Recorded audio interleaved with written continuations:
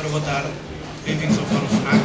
Meu nome é Bruno Evangelista, sou vocal coach, ou se quiserem, professor de técnica vocal. Não me considero bem professor, considero mais um vocal coach, ou se quiserem, em português a tradução literal, um treinador de voz. Estou aqui para moderar esta conversa.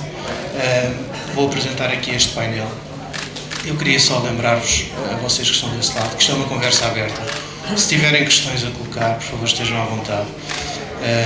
O nosso painel aqui, hoje temos um painel espetacular. E eu vou começar aqui a apresentar. Ali, ao fundo à minha direita, o professor Dr. Mário Andreia, otorrinolaringologista, é, sem dúvida, se calhar, o nome, diria eu, da otorrinolaringologia em Portugal, que nos honra muito ter aceito o nosso convite. Muito obrigado.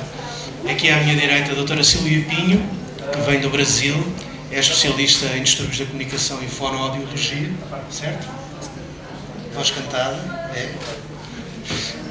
Aqui à minha esquerda temos a professora Diolinda Martino, que é professora e representante do Sindicato dos Professores da Grande Lisboa. A seguir temos a Filomena Barros, jornalista da Rádio Renascença. E lá ao fundo temos Diogo Dias, músico dos Cleft e apresentador de televisão.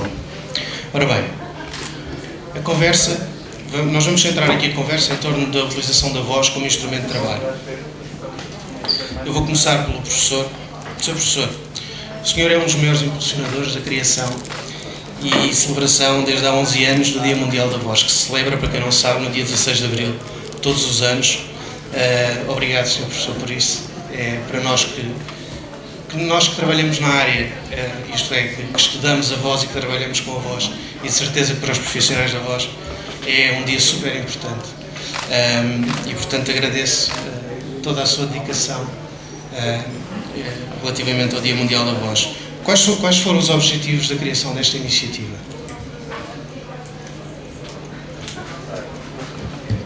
Bem, antes de mais, muito obrigado pelo convite. Muito obrigado pela apresentação. Peço desculpa, eu estou quase sem voz porque estou esfalfado. Está a precisar de umas aulas. Cansadíssimo. Só para um comentário. Quando nós estamos cansados, a primeira coisa que nos atravessou é a voz. E, portanto, eu acabei de deitar às 3 da manhã, da manhã durante o concerto, depois de cursos, depois de tudo aquilo que se passa durante 3 dias de uma forma intensa. E, para mim, digo que quando olho para trás e penso nestes 12 anos, isto tem sido fantástico. Tem sido fantástico e agora falo como médico. Aquilo que se pretendia foi alcançado. A voz ganhou visibilidade. Se há 10 anos perguntássemos a qualquer pessoa, nossa amiga, enfermeira, etc., como é que nós produzimos a voz, como é que a voz surge? Ninguém sabia. Dizia que era aqui uma coisa, que há umas cordas aqui, não sei o quê, cada um pensava em cordas, desde a guitarra a contrabaixo, uma coisa qualquer, ninguém percebia nada de nada. Conseguiu-se dar visibilidade à voz, e do ponto de vista médico, e agora do ponto de vista médico, conseguiu-se uma coisa fantástica. É que as pessoas passamos, todos nós, como cidadãos, a tomar muita atenção à voz e a notar as suas alterações. O que é que isto deu? Que quando há uma alteração de voz, alguém, o próprio, vai procurar saber o que é que tem, ou um de nós ouve a voz do outro e diz: o que é que tu tens? Não gosta da tua voz, o que é que se passa? O que é que isto deu em medicina? Diagnósticos cada vez mais precoces, de onde as doenças todas que continuam a existir, neste momento chegam a todos nós em fases cada vez mais precoces, de onde em fases que são tratadas de uma forma diferente. Agora, pensem que isto passa em todo o mundo, e quando digo todo o mundo, eu tenho imagens do que se passa no Dia Mundial da Voz no Japão, como tenho no Vaticano.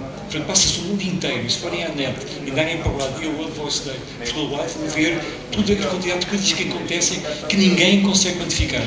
Mesmo em Portugal, hoje em dia, é impossível quantificar. Segunda coisa, transmitiu-se também os cuidados que se deve ter com a voz. Então entramos numa coisa fantástica que é a prevenção.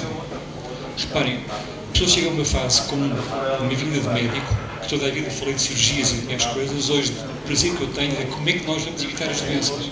E vamos evitar sabendo cuidar da nossa voz.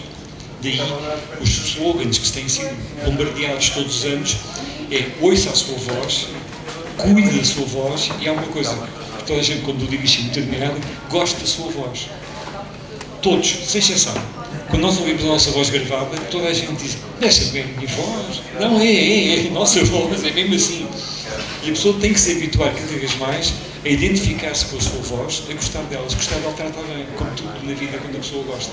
E, portanto, isto para mim são as coisas mais, do ponto de vista médico, as coisas mais importantes. Obrigado. Diogo, ouvir a voz gravada. Tu tiveste aulas de canto, não foi? Eu já tive a oportunidade de ter aulas de canto com dois professores, Manuel Brás, cantor de ópera, e com Joana Rios, uma cantora de jazz. São técnicas completamente diferentes e eu preciso muito de aulas de voz porque eu faço tudo aquilo que não devia com a voz. Eu fumei, deixei de fumar, agora voltei novamente a fumar.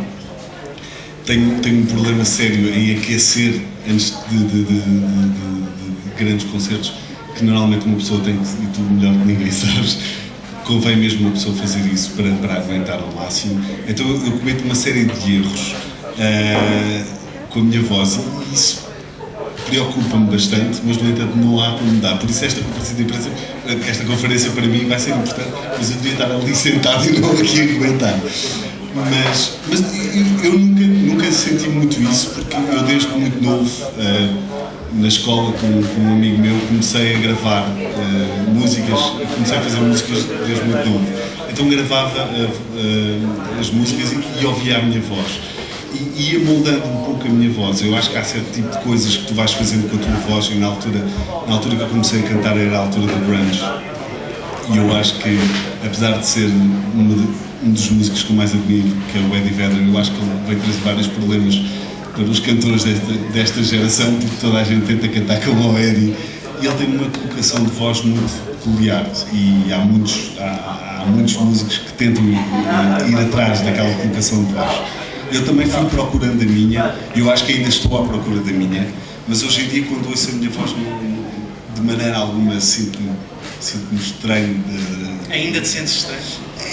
De vez em quando. Por exemplo, nós estamos a acabar de gravar o terceiro álbum e neste álbum eu devo ter uma música com mais falsetes que alguma vez fiz.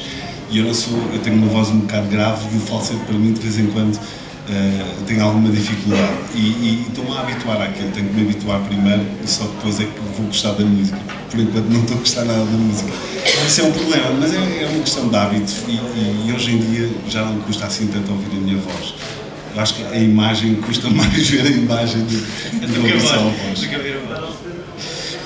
Doutora, os músicos têm esta coisa de serem muito desregrados, não é? Não terem regras. Eu sou o primeiro a admitir, completamente desregrado. Mais ou menos, não sou completamente, mas sou um pouco desregrado. Mas esta coisa que o Diogo dizia, a propósito do Eddie Vedder, todos nós, músicos ou não, mas os músicos, todos nós temos muitas nossas referências, não é? E temos muito a coisa do ir imitar os músicos. Aquilo que eu lhe pergunto é, a imitação é um erro, ou se for feita de forma consciente e de alguma forma cuidadosa, se a imitação pode ser um bom exercício. Agradeço o convite a todos, é um prazer estar aqui. Eu trabalho muito a imitação de vários gêneros com um determinado cantor. Eu acho que esse exercício faz com que ele viaje por timbres diversos, distintos. Eu acho isso muito importante. Eu concordo em parte com você quando você diz que um cantor, ele geralmente não é regrado. Eu acho que o cantor popular, ele não é muito regrado. Ele fuma, ele bebe à noite, depois do espetáculo, mas um lírico não. Um cantor lírico, ele é muito regrado. Mas realmente precisa ter, Diogo, essa rotina. Lógico que um fonoaudiólogo, especialista em voz, um vocal coach também, ele vai ajudar você no sentido de encontrar o timbre com menos esforço. Então, por exemplo, você pegar um roqueiro que canta gutural, né? Então ele vai fazer...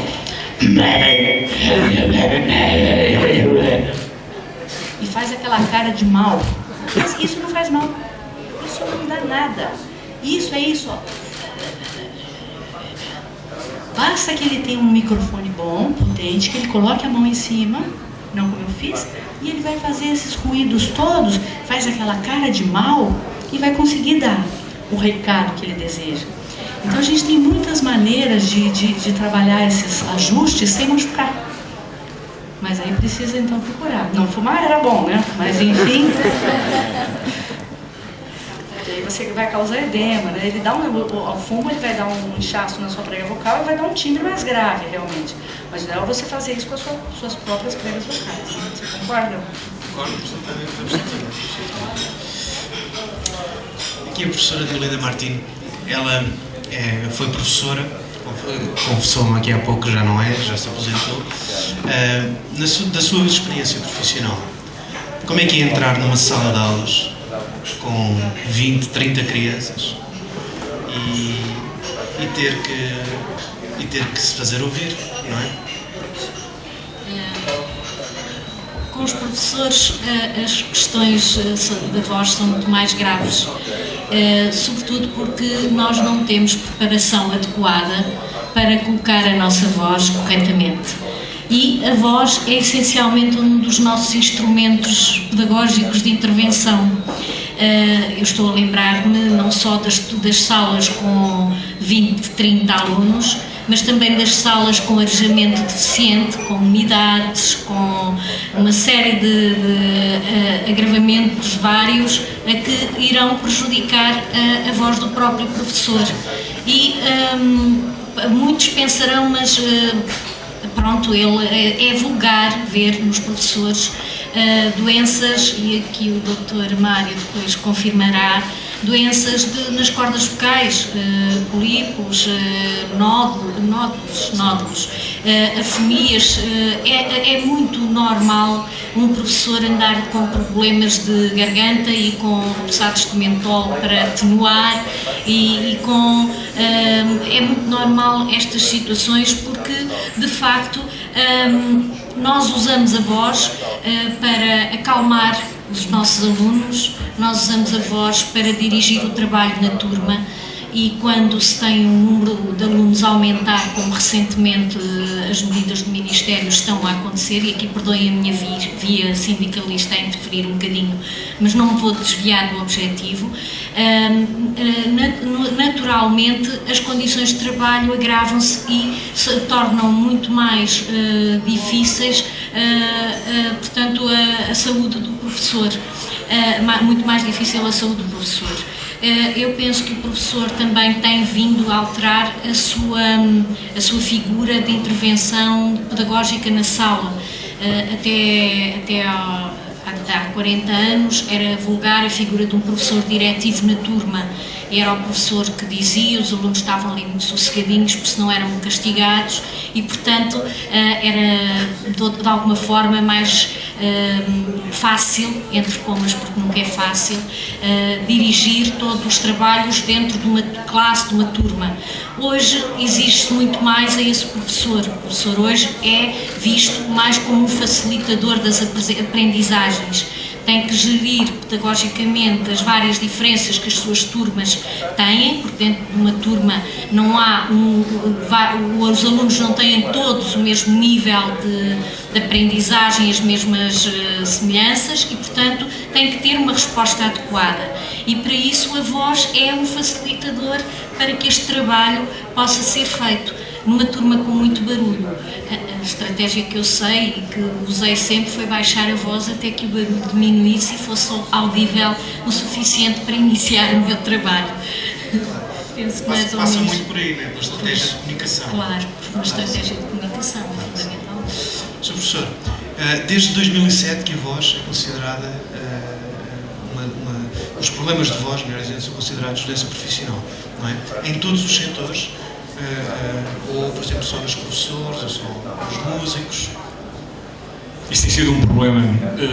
Tudo o que é, aliás, não é só a voz. Doenças profissionais no nosso país são dificílimas de quantificar. E são dificílimas de a gente saber qual é o grau de deficiência que a pessoa vai ter. Reparem, a causa mais frequente que um professor tem para deixar de dar aulas são problemas de voz. Em todo o mundo. Há culpa de quem? Mas sempre de todos. Agora, quando digo todos, falamos dos miúdos. Tenho que fazer um comentário. Uma professora é sempre professora a vida inteira, nunca deixa de ser professora. Portanto, a gente pode pensar na miudagem que está à nossa frente numa aula, ou dos adultos, como a gente quiser, mas temos de pensar em várias coisas. As condições da aula, as condições não são respeitadas. Temos problemas de não há insonorização, há ruído exterior, há ruídos por todos os lados. Durante o inverno há frio, de onde aparece o aquecimento. O aquecimento vai secar o ar, de onde o professor vai ter cada vez mais problemas. O professor deve beber água permanentemente e nem todas as pessoas bebem água durante as aulas. Vamos ter os problemas das alergias, da falta de limpeza das aulas, com tudo aquilo que os miúdos levam do recreio, nos sapatos, andarem cá em fora a brincar, ou jogar futebol, uma coisa qualquer da relva, ou num descampado qualquer. Vamos ter os problemas dos ácaros, da falta de limpeza que as escolas têm, mas têm mesmo. Vamos ter problemas do giz, do quadro, do giz. E vamos ter problemas dos professores, a postura. Nós hoje vemos, em relação às aulas, reparem, quando olho para trás, vejo sempre os antigos professores sentados, direitos, a falarem. Hoje um professor passeia-se para a sala de aulas. E muitas vezes o professor projeta uma imagem informal em relação aos alunos, sentando-se num canto de uma mesa, falando uma posição todo. A postura é a chave em relação à voz. Eu, quando falo de postura, estou sempre com dois exemplos. Se a gente, qualquer um de nós vir um filme, um vídeo qualquer, com o Frank Sinatra foi para mim o cantor que tinha a postura mais correta de todas. Ele passava de um modo ao outro, mas a sua postura estava toda na linha reta. Se quisermos um político, temos o Obama. O Obama está treinado para ser presidente, foi preparado para ser presidente e a voz é fundamental. O que é que acontece? Acontece que, portanto, há culpas de todos. E há outra culpa também que eu tenho sentido imenso. Muitas vezes o professor, reparem, a maior parte dos professores do nosso país hoje em dia, com raríssimas exceções, não gosta da forma como está na escola, da forma como é tratado, da forma como é acarinhado ou não acarinhado. E por vezes escolhe um horário em que quer ir 2 vezes à escola durante uma semana com uma carga horária perfeitamente louca. Dá 5 aulas no mesmo dia, ao fim do dia não tem voz. É um esforço tremendo. E o grande problema que nós temos é, reparem, quando a pessoa dá a última aula, é para ter um prazer enorme que está a dar a última aula, como se fosse a primeira. Só quero de nós para dar uma aula, estou a falar agora com o professor também, e tiver que se ainda vou dar esta aula, que horror, a aula não vai surgir, não vai sair, não vai ser a aula que nós queríamos. Culpa dos professores. Depois disso, deixo para mais tarde, deixo só mais outra coisa. Aquilo que tenho sentido também são que hoje em dia entra-se em esforço focal não só por isto. Não reconhecimento. Entramos na parte do domínio da psicologia em relação à voz. O professor, de repente, é colocado numa escola que não é a sua escola, ou está na sua escola, ao fim de 30 anos ou 20 anos de dar aulas, não é tratado como devia ser. Hoje em dia, a cultura portuguesa, em todas as áreas, começa hoje, não há passado, não há referências. Não havendo referências, a pessoa, de repente, é maltratada. E a pessoa, de repente, começa a dizer, vou para um sítio onde me tratam mal, onde vou ficar cansada, e é um ciclo vicioso. E nós, há 7 anos, começámos com uma consulta só sobre a relação das alterações psicológicas e voz, meu Deus, que é outro mundo, nunca mais acaba, na qual os professores são o principal recrutamento que nós temos de doentes. Muito obrigado. Filomena, jornalista, agora pela sua experiência de estúdio, é quase o oposto, não é? Temos ali um ambiente controlado, uma cabine, onde não há ruído, não é? Mas podemos ter uma emissão, sobretudo, não tanto os jornalistas, mas os locutores, não é? Que terá colegas seus de horas a fio a falar. Quando a rádio era toda feita em direto, de facto nós tínhamos emissões muito alargadas, mas nós também temos, quando há, eu lembro-me que na tragédia de Entre os Rios eu estava meia hora em antena, sempre a chamar repórteres e sempre a fazer entrevistas meia hora, depois parava um bocado, depois voltava à antena. E quando tivemos a situação de Timor, também foi imensas horas em antena. Bom, em termos de noticiário, agora nós temos 5 minutos de noticiário. Se tudo correr bem, nós temos os sons, nós chamamos os registros magnéticos, não é? Nós lançamos os sons e, portanto, a voz aguenta. Nós paramos enquanto o computador passa o som, nós desligamos o micro e paramos e descansamos a voz. Mas, por exemplo, se o computador pifa, não é? Nós temos que aguentar ali sem parar, não é? Portanto, e isto não tem a ver tanto, tem a ver com a voz, tem a ver com a respiração. Porque já me aconteceu estar 10 minutos a fazer um noticiário sem nenhum som. Depois o técnico chega ao pé e diz, então o computador, não dá, então tens que fazer um noticiário, então 10 minutos desde que começa a falar e depois, Daqui a claro, pouco está a cantar os anúncios também. não, mas é assim, mas é psicológico, porque depois nós ficamos preocupados porque o computador falhou, temos um texto que está construído de uma maneira, temos de nos lembrar que não temos sons e temos que controlar toda a respiração, não é? E portanto, às vezes o tom controlado não é tão controlado como nós queríamos. Mas claro, o noticiário, quando é certinho, direitinho, nós temos ali um ambiente controlado. Quando estamos cá fora, de facto, em reportagem, uma manifestação, temos que tentar falar mais alto que os manifestantes, ou então afastar-nos dos megafones e dessas coisas. De facto, isso aí é mais esforço para nós, porque nós temos que não tentar ir na festa, mas tentar dar a cor e o som da festa. Mas tudo isso com a voz e com o texto, não é? Porque nós também, o conteúdo também interessa, porque somos jornalistas. Claro que sim. Doutora, temos aqui um problema, tanto os professores como os jornalistas, e agora este exemplo que a Filomena deu, que é o stress. O stress é um dos grandes inimigos da voz, não é? Eu acho que o maior inimigo da voz é o estresse, e principalmente no caso do locutor. O problema do locutor é que ele precisa ter uma voz, mas no caso dela, né, da Filomena, uma voz reta e mais grave. Bom, qual é o problema de eu falar mais grave? As pregas vocais, as cordas vocais, né, nome mais popular, elas são constituídas de fibras brancas, como se fossem as fibras que um corredor de 100 metros desenvolve na perna. Essas fibras, elas são fortes, são fibras de explosão, mas são altamente fatigáveis. Então, no caso do locutor, esse abaixamento do tom para mais grave é que acaba gerando maior sobrecarga, por essas fibras serem dessa cor. Então, assim, você pegar um maratonista, a perna do maratonista é rica em fibras vermelhas. Ele desenvolveu no treinamento dele as fibras vermelhas, por isso ele corre 42, 43 quilômetros, né? 42 quilômetros, né? Ele desenvolve na perna fibras de resistência. E o outro que corre 100 metros desenvolve na perna fibras de explosão. O locutor, ele precisa desenvolver as fibras graves, as brancas. Então é difícil, por isso que ela fala 10 minutos e ela já fica exausta e fatigada. Enquanto a professora consegue falar mais, é uma maratonista da voz. E a outra é uma profissional de explosão. É muito interessante isso. Então o treinamento de um locutor é diferente do treinamento de um professor. Ele tem que ser diferente. Por exemplo, o professor, se ele não tiver microfone, ele precisaria projetar a voz. Eu vou mostrar para vocês. Então eu estou falando aqui com vocês sem projeção.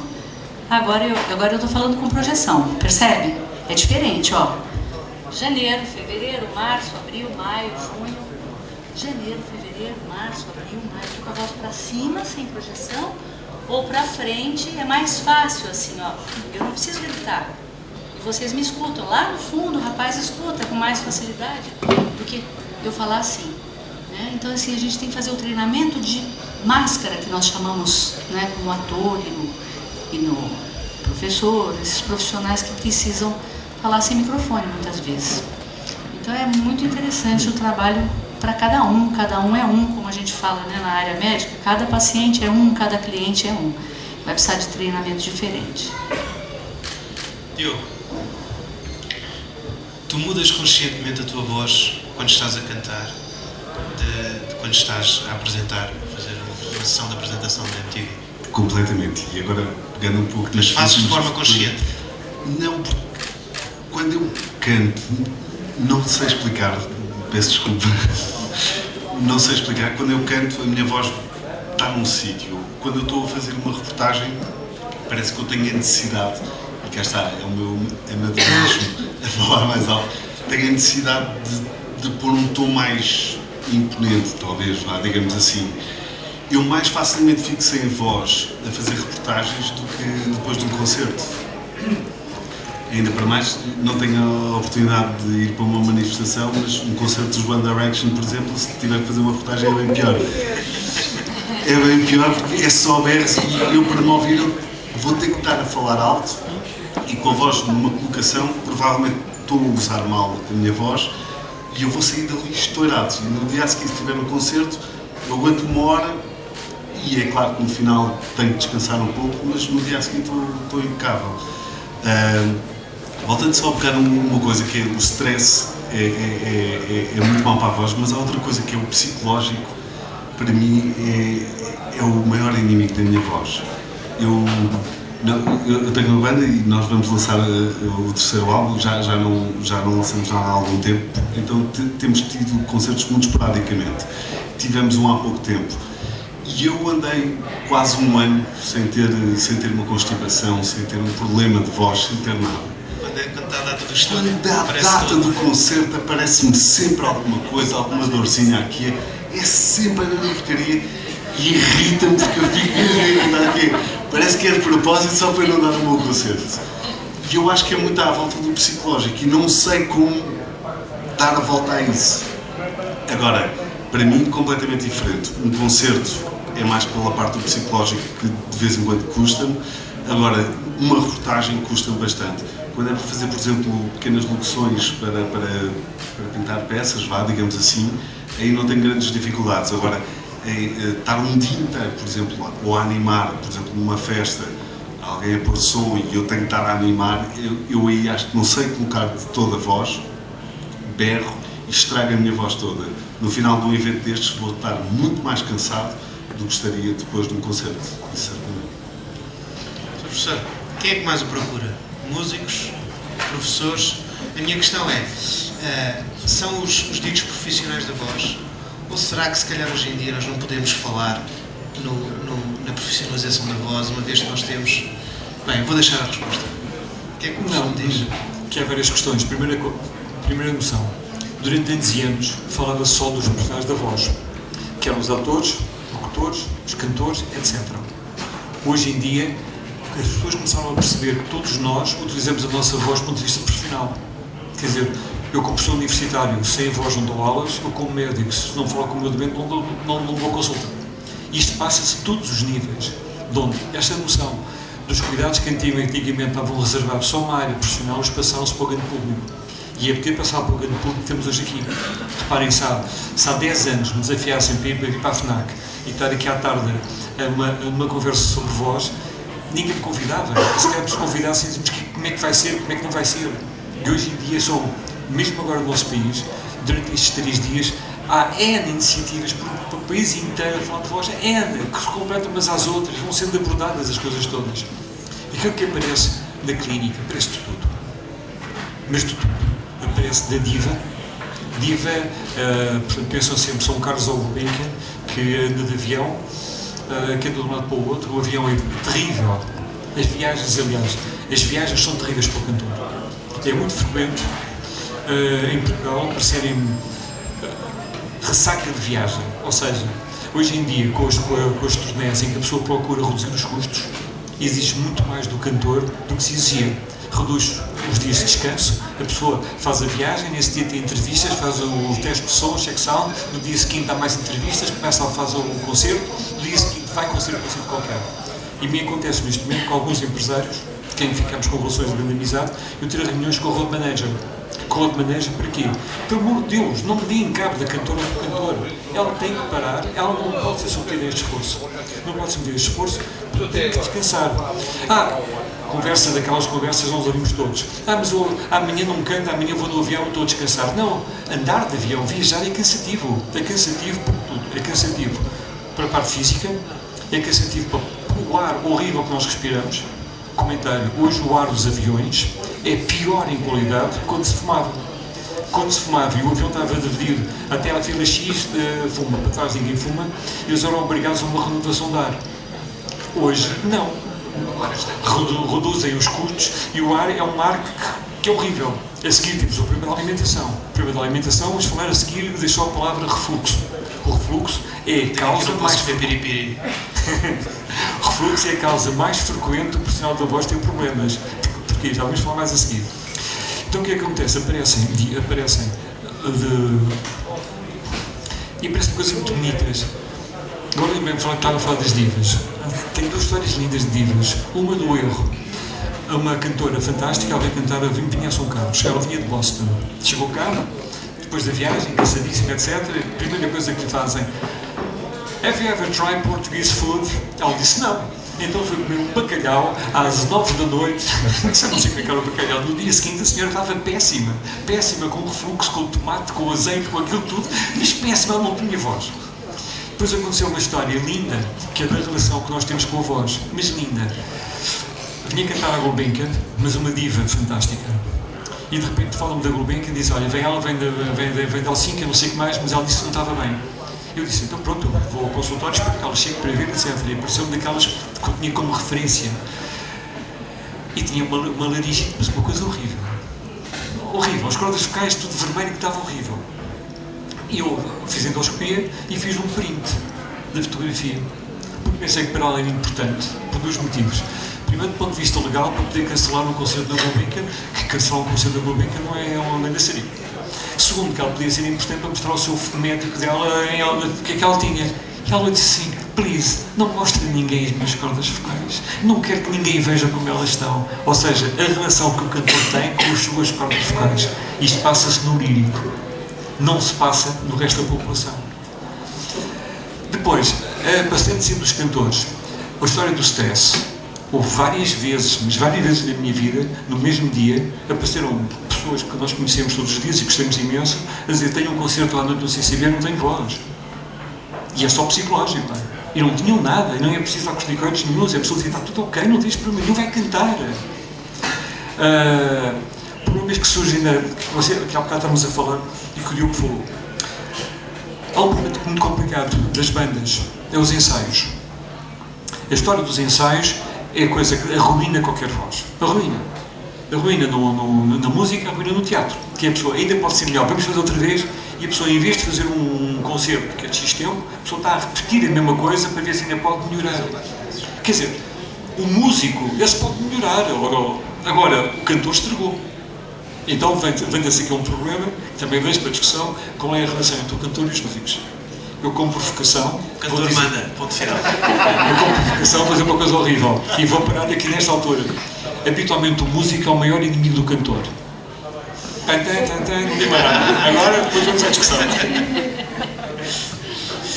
Bem, passamos à frente, Diogo. Temos que manter o nível e nós somos os cantores, não é? O resto da banda fica lá, são as nossas horas. Não, por acaso, mas é verdade. É verdade. E, sobretudo, nós... E eu falo por experiência própria, eu estudei música já tarde. Eu sempre cantei, mas músicas estudei tarde. E de facto, enquanto eu não me considerei músico, isto é saber o que é que estava a fazer, eu sempre tive esses problemas. A partir do momento em que eu comecei a perceber de música, foi muito mais fácil lidar com a banda e dizer, epá, não, baixa isso meio tom, baixa um tom, ou sol, ou o que quer que seja. Porque há uma coisa que eu digo sempre aos meus alunos, que é, eu posso gostar muito do Whitney Houston, mas eu não sou o Whitney Houston. Eu tenho que trabalhar com aquilo que tenho. Okay? O nosso instrumento, a nossa voz é um instrumento limitado, é absolutamente único. É mais único do que uma impressão digital. É muito mais fácil simular uma impressão digital do que o som da nossa voz. Por incrível que pareça, com todas as propriedades que os computadores têm, de fazer equilibrar frequências, etc., a nossa voz é absolutamente única. E, portanto, eu digo sempre aos meus alunos, temos que respeitar. Respeitar é conhecer, é saber quais são os limites, para cima e para baixo. Nós depois é outra coisa que os cantores têm sempre a mania, que têm que cantar mais agudo. Não é? E não tem que ser. Não tem que ser. Não é? Nós temos uma voz, temos que cantar agudo e temos que cantar grave. Eu considero que é fundamental os cantores, não só, mas agora falando dos cantores, que o façam de forma consciente. Isto é, saber o que é que estão a fazer. Podem fazer tudo, desde que, obviamente, saibam o que é que estão a fazer, porque senão, se vamos começar aqui a falar de riscos, aí então é melhor, isto é, se eu vejo que há um risco, então é melhor não fazer, porque senão, quer dizer, eu não me vou tirar contra a parede, porque sei que me posso magoar, não é? Quer dizer, e com a voz é a mesma coisa.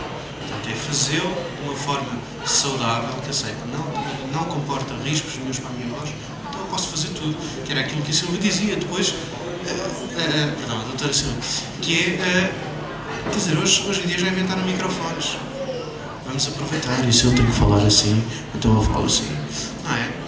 Quer dizer, vamos pedir, por exemplo, com todo o respeito, mas vamos pedir a alguns cantores que têm uma voz mais grave, mas que não treinam a projeção, porque volume e projeção são coisas diferentes, não é? Volume e projeção são coisas diferentes. Um cantor que tenha, até pode ter algum volume, mas se não tiver projeção, se tiver que falar num anfiteatro, se não tiver microfone, acabou. Por isso mesmo. Bom, professora Deolinda, o stress dos professores. Eu olho para si e deixe-me dizer-lhe que eu fico fascinado pelo seu sorriso e, sobretudo, há bocado, quando falávamos, a professora Deolinda era professora do primeiro ciclo. Eu tenho uma filha com 6 anos que entrou agora para a primária. Quer dizer, não há coisa mais... É um clichê, é um lugar comum, mas não há coisa mais bonita que as crianças. Quer dizer, esse sorriso aliviava-lhe o stress enquanto professora, não é? Com as crianças, sim, às vezes com os adultos, não. E a tal coisa, o agradecimento, não é? O reconhecimento que as professores hoje em dia não têm, não é? Sim, subscrevo integralmente o que o Dr. Mário diz. É verdade que hoje a profissão, e cada vez mais, infelizmente, a profissão docente está muito pouco reconhecida e diariamente a ser desvalorizada. Eu penso que tem muito a ver com o reconhecimento, tem a ver também com o olhar com que se olha a importância que a escola tem para a sociedade em que ela está.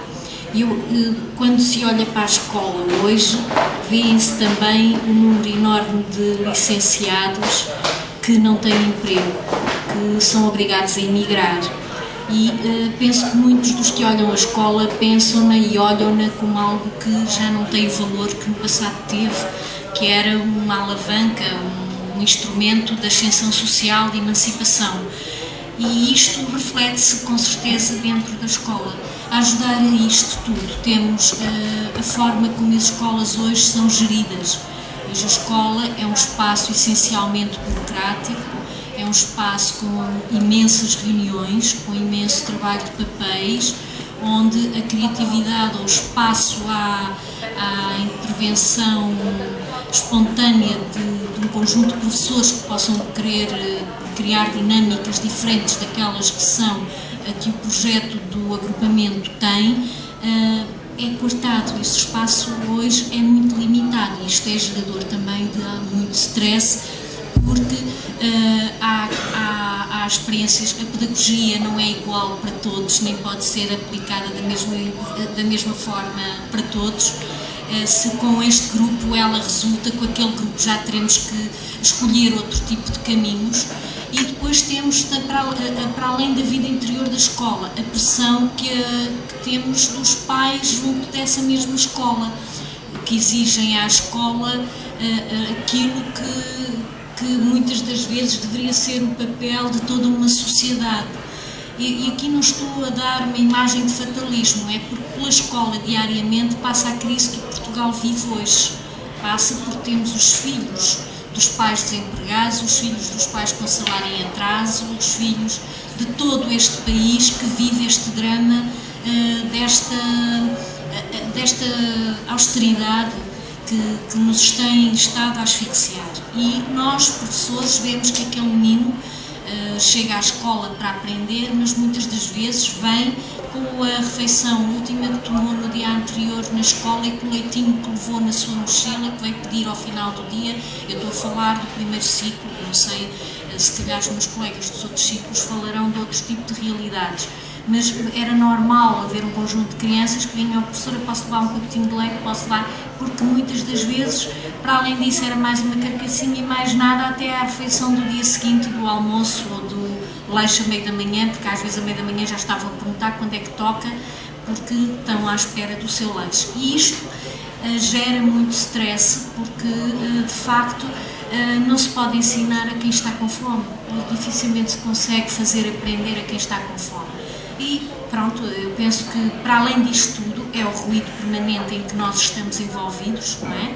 O professor trabalha com 26 alunos hoje no primeiro ciclo, com 30 e vários no segundo, terceiro ciclo e no secundário, aquele ruído permanente da criança que está, que movimenta, depois temos o que se mexe mais, temos imensos casos hoje de meninos com hiperatividade, que era uma coisa que no passado quase não existia, e este ruído, Isto cansa porque temos que estar a responder e em simultâneo a gerir para que isso não interfira no nosso sistema de reação imediata, não é? E portanto, eu costumo dizer que no ensino não podemos deixar com os papéis, a gente às vezes o papel, hoje já estou muito cansado, olha, amanhã faço. A criança, se não lhe respondermos naquele momento, pode ficar inadiavelmente perdida. Portanto, não podemos deixar para amanhã. Temos que estar esta atenção permanente a cada olhar, a cada reação, porque podem ser sinais de alerta para coisas mais graves, para uma intervenção mais adequada. Também é ela uma fonte geradora de stress. E isto, inevitavelmente, depois se paga em termos físicos, nomeadamente nervosos. Vou fazer agora uma pergunta à Filomena, que sei que depois a resposta vai dar aqui diretamente à doutora Silvia. Os jornalistas hoje em dia têm formação para usar a voz ou não? Quando eu comecei, alguns anos atrás, não tive formação nenhuma e mesmo durante muitos anos na Renascença, não apostaram nessa parte. E, portanto, cada um, a Renascença não tem livro de estilo em relação à apresentação dos noticiários, vou falar da concorrência, a TSF tem, portanto, todos eles falam assim, aquela linguagem, todos eles apresentam as notícias da mesma maneira. Nós, na Renascença, não temos livro de estilo nesse aspecto e, portanto, cada jornalista usa a voz e apresenta o noticiário como bem entende. Há alguns anos, portanto, há 3 anos, finalmente, tivemos uma professora e eu tive o privilégio de ter aulas com ela, que ela, de facto, explicou como é que tudo isto funciona. E, claro, eu sinto-me privilegiada em relação aos meus colegas que não tiveram ainda a oportunidade de ter aula com ela, porque percebendo como é que isto funciona e percebendo como é que nós conseguimos controlar o psicológico, quando estamos numa situação de stress, tudo fica muito mais fácil. E eu queria só dizer, de facto, ela ensinou-nos onde é que nós colocamos a voz, como é que a nossa voz, sem fazer nenhum esforço, sem gritar, nós conseguimos mudar a voz de acordo com o sítio que a colocamos. E, portanto, ensinou-me uma coisa básica. Nós temos, não sei se conhecem o estúdio de rádio, nós temos aqui os botões todos e agora o jornalista faz tudo. Põe a chamada no ar, lança o som e lê o texto tudo ao mesmo tempo. E eu tinha a mania de pôr os textos assim e ler assim. E ela disse, levanta a notícia, o texto. Não dá muito jeito, depois eu tenho que andar ali com os papéis, mas se eu ler assim, a voz está de uma maneira e eu tenho a voz aqui colocada. Se eu levantar assim, não sei se vocês estão a ouvir a diferença que é. Da mesma maneira, se eu quiser fazer aqui a voz aqui para o nariz, faz assim a voz para o nariz e não estou constipada. Mas pronto, e o que é que nós temos que fazer? O que ela nos procurou foi identificar como é que é a nossa voz e procurar para o nosso trabalho, que é ser jornalistas de rádio, nós temos que transmitir. Não é uma voz fraquinha, assim infantil, porque ninguém acredita nas notícias que estamos a dar. Não é uma voz muito grossa, porque senão parece que estamos a bater aos ouvidos. E então tem que ser uma voz que venha aqui do peito e que seja simpática, mas que dê confiança. Nós não podemos bater aos ouvintes que nos estão a ouvir as notícias, mas temos que transmitir confiança. Então ela explicou como é que tudo isso funciona.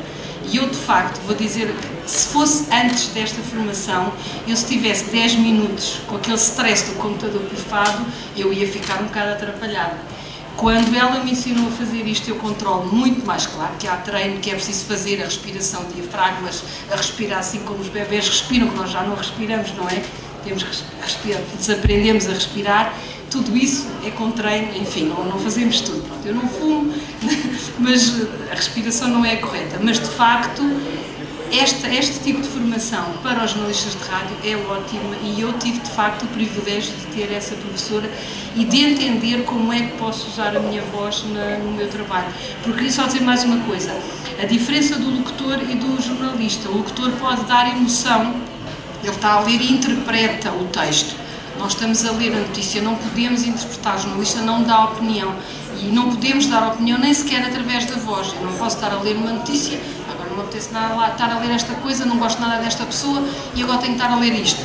Eu não posso transmitir a opinião através da minha voz, portanto tenho que ter uma leitura muito linear. Mas isso não quer dizer que eu não esteja numa reportagem no exterior e não consiga transmitir o que lá está. Mas eu não posso entrar no burburinho e dar a minha opinião através, sei lá, se estou num relato de futebol, não vou estar a dizer quer dizer, nunca faria um lado de futebol, mas pronto, não sei. Mas só para dizer que, em termos de jornalismo de rádio, nós temos que ter não podemos transmitir a nossa opinião através da voz. Mas, de facto, quando nós conseguimos perceber como é que tudo isto funciona, e no meu caso foi esse, porque eu, quando ouvia a minha voz, eu própria estranhava, porque achava que não conseguia controlá-la como deve ser. E, de facto, tudo foi diferente.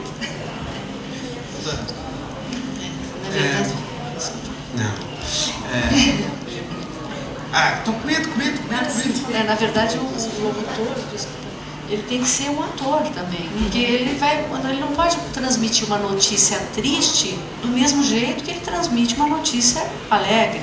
Então ele vai ter que ter nuances, apesar dessa linearidade vocal, ele tem que ter também nuances para enfatizar uma determinada notícia em relação a outra, né? Dar aquele toque de tristeza. E assim, se você for ver, por exemplo, o Jornal da Manhã, ele tem um tom mais leve, mais alegre, mais para cima, né? E à noite as pessoas chegam cansadas do trabalho, então a maneira de falar tem que ser diferente também. E no Brasil nós temos fonoaudiólogos trabalhando dentro das emissoras. Eu acho que isso que você falou ajuda muito mesmo, né?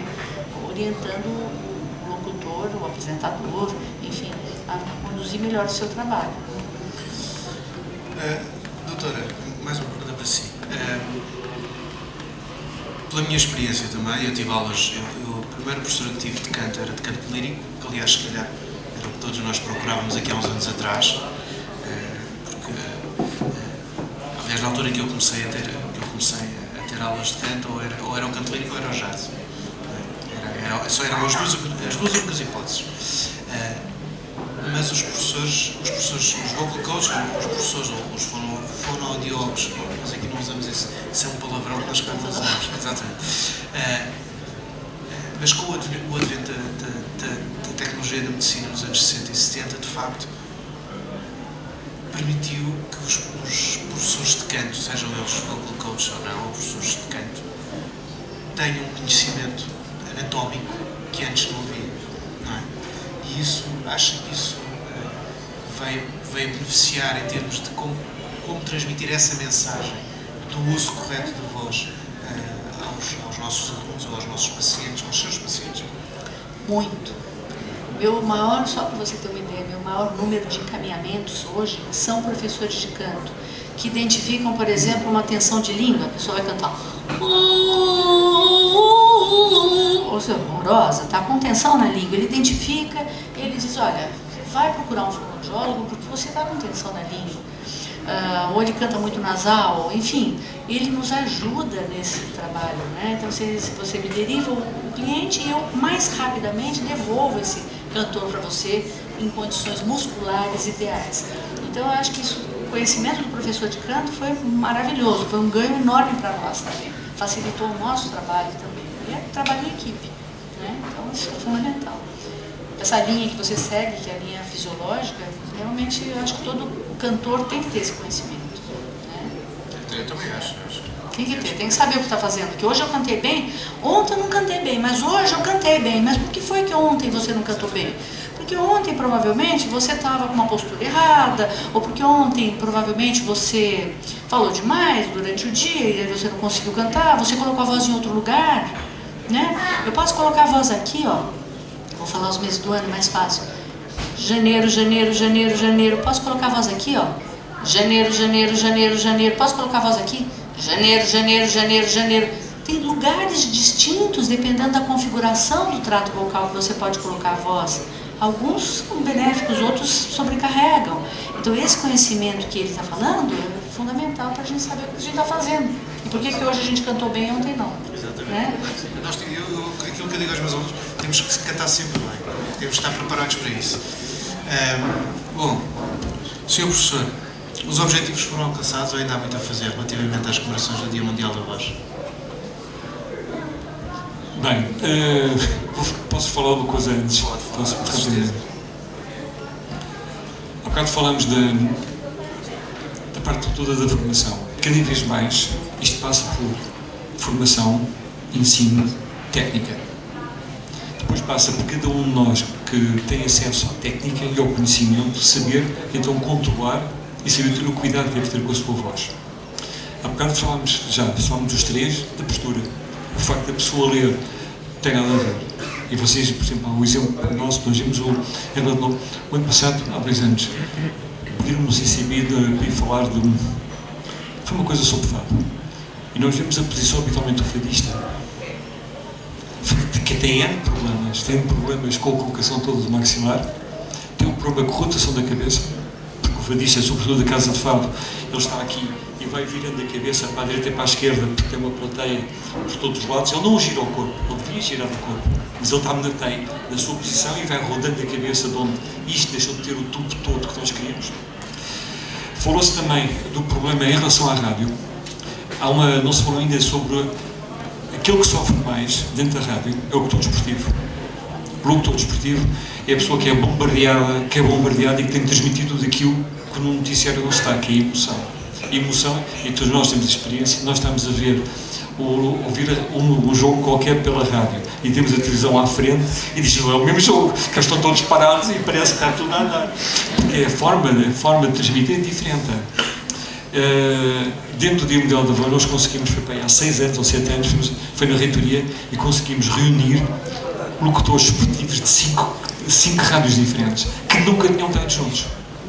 Então falaram dos seus problemas, que era como é que se estão, qual é a estação que eles têm em relação a um campo, quais são os cuidados que têm, quais são todo o ambiente que é péssimo. A seguir passaram a reunião do Rádio Renascença e foi na Renascença continuaram a gravar e a discutir e a defenderem-se.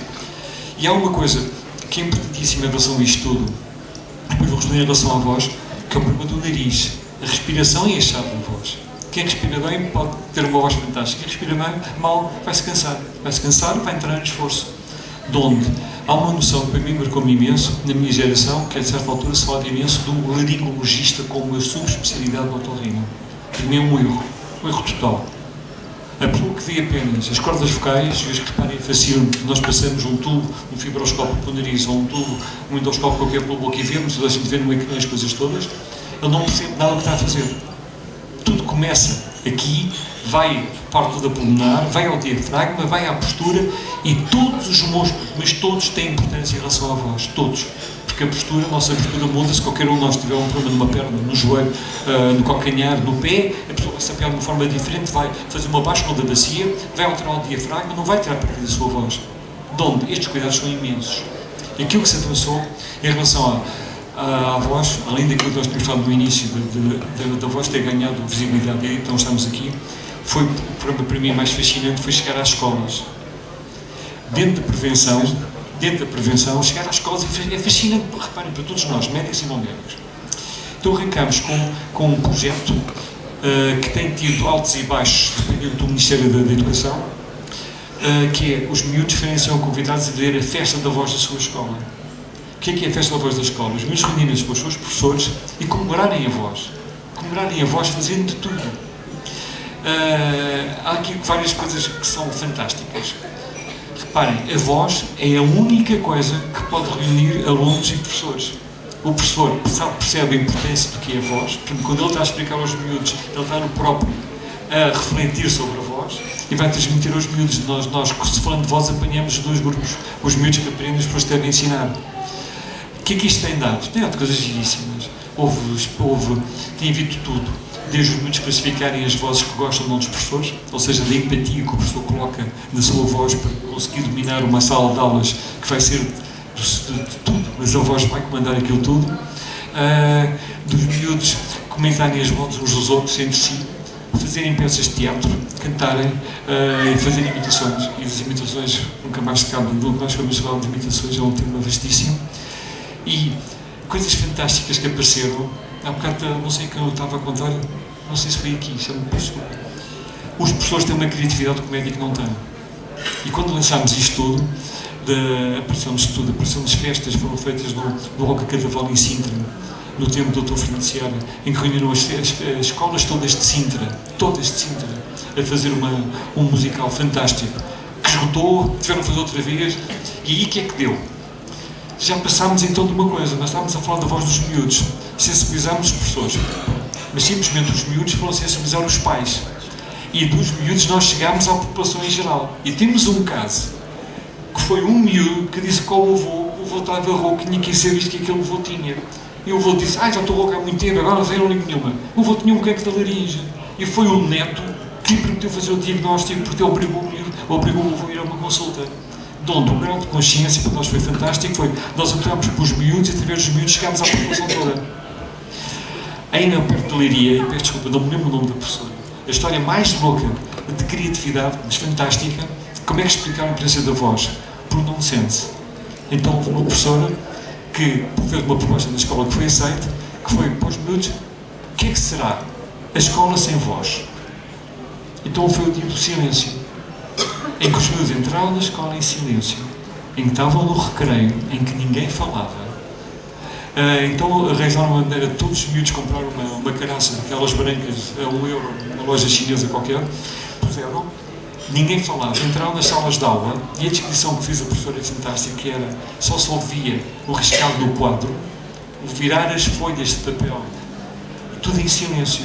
E nessa altura conseguiu-se transmitir a importância que a voz tinha, o que seria uma escola sem voz. Era uma tristeza, era uma pedão dos miúdos conseguiram. Portanto, isto, reparem, é uma coisa que é inesgotável. Há competições de desenhos por todos os lados, os desenhos mais importantes sobre a voz, e chegamos uma vez mais aonde? Ao ensino. O ensino é a chave de tudo isto. E reparem, quando é que se falava antigamente do voice coach em Portugal? Quando é que se falava de um professor de canto? Todos nós pensávamos no lírico. Reparem, eu que sou mais velho, falava-se do lírico só há muito poucos anos, a meia dúzia, 15 anos para aí, é que começou a aparecer quem sabe ensinar em relação ao jazz. Porque não sabiam, e o treino. E em relação aos fadistas, eu lembro que a primeira vez que foi um amigo meu que disse, tens de ter aulas. Aulas? Não, mas o fado é emoção. E confunde-se técnica vocal com a interpretação. A interpretação é outro mundo. A interpretação é um mundo que a pessoa que está no fado sabe interpretar, a pessoa que está no jazz são muito diferentes, a pessoa que está nos standards, etc. por aí fora, são coisas diferentes. Né? Onde isto é um mundo que é multidisciplinar, que reúne, cruza informações por todos os lados e nada nunca mais acaba.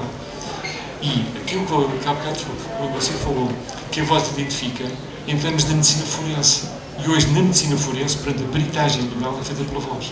E pela voz conseguem hoje analisar onde é que a pessoa está, o ambiente que tem, a voz que a pessoa está, se está a disfarçar a voz, se não está. E é uma das cadeiras fantásticas da história da medicina forense. Mesmo no nosso país tem um preço enorme. De onde? Ouçam, eu vou também uma história, gosto da sua voz, cuida da sua voz e trate bem da sua voz, não a estraga, estimule-a, trate-a bem. Bom, vamos terminar. Queria só saber se alguém tem alguma questão aqui, há alguns elementos do nosso painel.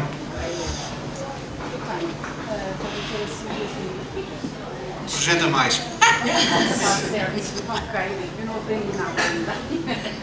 Distúrbios de comunicação. Trata exatamente do quê? Uma infinidade de coisas. Eu trabalho. Então, distúrbios da comunicação. Desculpe, doutor, deixe-me só dizer aqui. Estou a perguntar acerca dos distúrbios de comunicação. Aqui a doutora Sílvia Pinho é especialista em distúrbios de comunicação. E a pergunta é: o que é que isso envolve? O que são distúrbios da comunicação? Qual é que é a sua, Muito boa a sua pergunta. formação de base? É, por exemplo, medicina ou... Eu me formei em fonoaudiologia. Nós temos aulas, os primeiros 2 anos no Brasil, nós temos aulas juntamente com os médicos. E depois, os outros 2 anos, a gente tem as especialidades. Mas, por exemplo, um distúrbio de leitura escrita é um distúrbio de comunicação também. É aqueles né? básicos que a gente vai logo lá, não é? Exatamente. E cada um de nós acaba se especializando numa determinada área. Então, por exemplo, eu me especializei mais no distúrbio da comunicação dentro do teatro, do canto, na estética, que é a parte, mas trabalhei 12 anos em hospital público. Então, essa base com a doença mesmo, a enfermidade, foi muito importante para mim. Ou seja, Mas, na área das terapias. na área das terapias, por exemplo, uma pessoa que tem um AVC, um problema de... ABC. ele vai ter um problema de comunicação muito frequentemente. Então, isso é uma outra especialidade dentro da fonoaudiologia. Então, a gente tem, cada um especialista numa área. Né? Então, por isso, assim, se você canta, procure um fonoaudiólogo especialista em canto, porque senão você vai fazer coisas que são incompatíveis. Né? É importante Ou isso. seja, no seu caso, por exemplo, já trabalha muito com artistas. muito. Portanto, atores, cantores também. Atores, cantores, muitas vezes esse povo de novela que vocês assistem aí são meus clientes. O Janequine, meu cliente, Murilo Rosa, meu cliente, a outra já está fazendo assim. Porque eles precisam. E hoje uma coisa interessante que está acontecendo, esse pessoal que é jovem ainda, não é tão jovem, mas é jovem, ele vem procurar fonoaudiologia para se aperfeiçoar em fisiologia da voz. Isso que é interessante. Eles querem, a semelhança do que o professor Bruno falou, eles querem compreender melhor o aparelho fonador dele para criar a voz de um personagem. Por exemplo, se eu falar assim, por exemplo, é diferente, né? Já fiquei uma mulher mais pesada, na verdade. E às vezes eles vêm procurando exatamente isso. Me ajuda a construir a voz do meu personagem. E a gente vai tentar construir quais são as características. Tem um livro muito interessante de um pesquisador chamado Paul Moses. Ele é um psiquiatra, foniatra, já há muitos anos. E ele vai traçando no livro o perfil vocal das várias perturbações. Até chegar, por exemplo, numa criança pedindo doce para a mãe. A criança vai fazer assim, mamãe, eu não quero. A mulher pedindo vestido vermelho, ai, amor, vamos. Então cada um vai impondo na voz, sem querer e sem pensar, características psicológicas distintas. E isso é muito interessante. E aí isso ajuda depois a gente construir o personagem. Mais alguma questão? Não? Então resta-me agradecer mais uma vez ao Sr. Professor Dr. Mário Andreia, Doutora Silvia Pinho, que é a professora Diolinda Martins, Filomena Barros, jornalista, e ao Diogo Dias, músico e apresentador de televisão. Meu nome é Bruno Evangelista, eu sou professor vocal coach, professor de canto na New Music School, e foi uma honra para nós, juntamente com o FNAC, ter organizado esta tertúlia. Muito obrigado a todos, espero que tenha sido útil. Obrigado.